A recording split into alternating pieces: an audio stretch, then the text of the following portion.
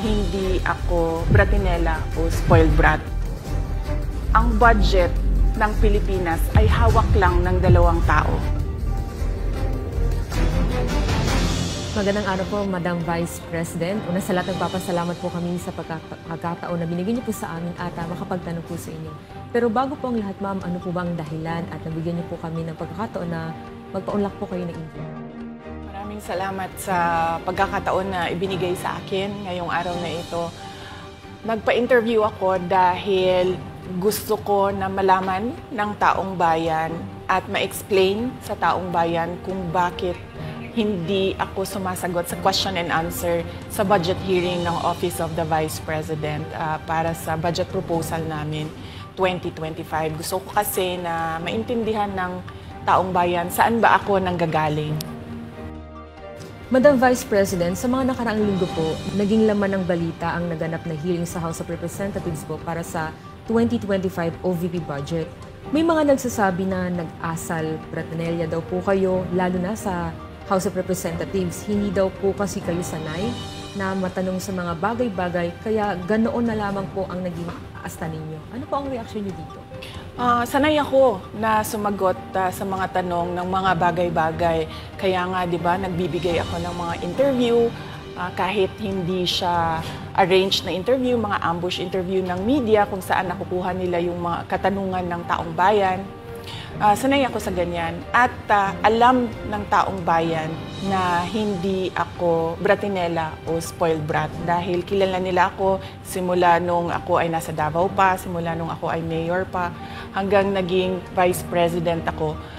Kilala ako ng taong bayan na hindi ko inaabuso ang aking power at ang aking authority sa lahat ng mga opisina na nahawakan ko. Testigo ko ang buong bayan na hindi ako isang spoiled brat. In fact, nung ako ay lumalaki, hindi naman, ang mga kaibigan ko, hindi naman sila galing sa political na pamilya, sa mga mayayaman na pamilya, sa mga powerful na pamilya. Sila ay mga ordinaryong tao lamang at yun ang kinalakihan ko. Isang ordinaryong environment ng isang ordinaryong citizen ng ating bayan. Sa palagay ko, hindi lang sanay ang iilan na mga miyembro ng House of Representatives na hindi nila makuha yung gusto nila at gusto nilang marinig na sagot. At hindi sanay yung mga iilan na mga representatives natin na sinasagot sila sa kanilang mga patutsada. Kaya sa tingin ko, isa din itong parang atake din nila na parang, oh, bratinela yan. Kahit na sumagot naman ako, hindi nga lang sa gusto nila. Kaugnay dyan, Madam Vice President, dito sa budget hearing, naniniwala po ba kayo na may kapangyarihan talaga ang Kongreso na busisiin ang budget po ng bawat ahensya ng gobyerno?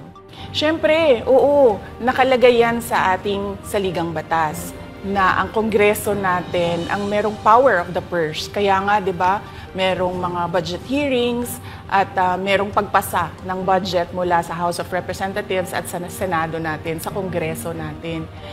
Kinikilala natin yan. Kaya nga, di ba, pumunta tayo doon sa Senate hearing, pumunta tayo doon sa House of Representatives na hearing dahil nagpresenta tayo ng budget.